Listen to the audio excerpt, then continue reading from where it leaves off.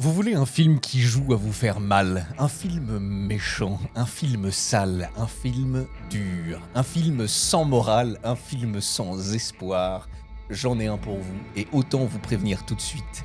Celui-là, il est pour les cœurs bien accrochés. Il s'appelle When Evil Lurks. Alors, asseyez-vous, fermez les volets, éteignez les lumières. Tout commence dans un petit village reculé d'Argentine, une nuit comme les autres, ou presque. Pedro et son frère Jimmy sont réveillés par une série de détonations, des coups de feu secs, lointains, qui claquent dans la brume.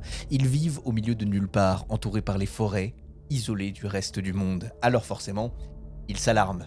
Les deux frères s'équipent fusils, lampes, manteaux, et sortent pour aller y voir de plus près. Mais dehors, la brume est trop dense, alors ils décident d'attendre l'aube pour aller voir ce qu'il se trame. Et quand l'aube vient, ils se mettent en route vers là d'où il semble que les balles provenaient. Ils traversent leur terre, arrivent dans celle d'un autre et s'enfoncent dans les bois. Quand, soudain, ils tombent dessus. Une scène d'horreur immonde. Ils découvrent une main découpée, puis un demi-corps éventré comme arraché en deux. Un homme. Ou ce qu'il en reste. Pedro et Jimmy élaborent des hypothèses. Un puma, c'est possible, il y en a qui traînent dans le coin. Ou peut-être Ruiz, le plus gros propriétaire terrien du coin, qui serait tombé sur un braconnier et qui aurait décidé de se faire justice lui-même. Peut-être aussi. Mais quelque chose cloche. Près du cadavre, il trouve un drôle d'objet, un artefact usé, métallique, rituel. Jimmy pense avoir vu ça quelque part sans se souvenir d'où ni de quoi il s'agit.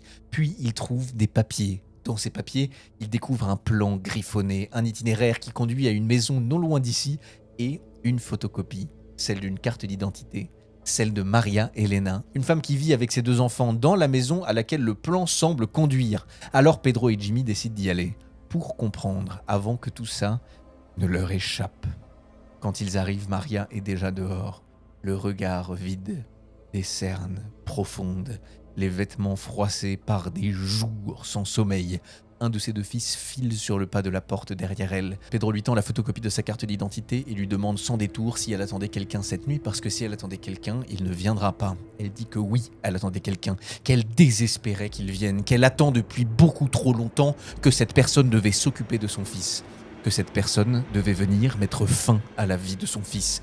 Pedro et Jimmy, sous le choc, ne comprennent pas vraiment, pas encore. Mais lorsque quelques instants plus tard, ils franchissent le seuil et entrent de la maison, ils comprennent aussitôt. Ils découvrent le deuxième fils de Maria, ou plutôt, ce qu'il est devenu, un corps déformé, une peau tendue comme du cuir, sur des os brisés, des veines noires qui courent sous la chair, un souffle rauque, un œil injecté de sang et une odeur infâme qui l'entoure, l'odeur de quelque chose qui pourrit. Maria leur explique qu'Uriel est possédé, que ce n'est plus vraiment lui, là, allongé, que ce n'est plus vraiment un être humain, ce n'est plus vraiment son fils. C'est un réceptacle, une enveloppe, un cocon pour quelque chose d'autre, un démon qui attend de naître.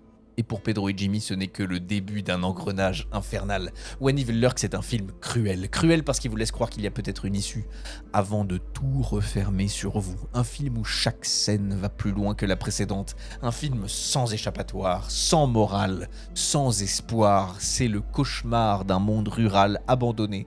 Un film poisseux, hanté, imprévisible, où chaque scène peut franchir une limite sans prévenir. Et c'est disponible sur Shadows, notre partenaire pour cette vidéo. Et voilà pour notre 7e recommandation de ce marathon d'Halloween. On est enfin à mi-parcours, on espère que ça vous plaît.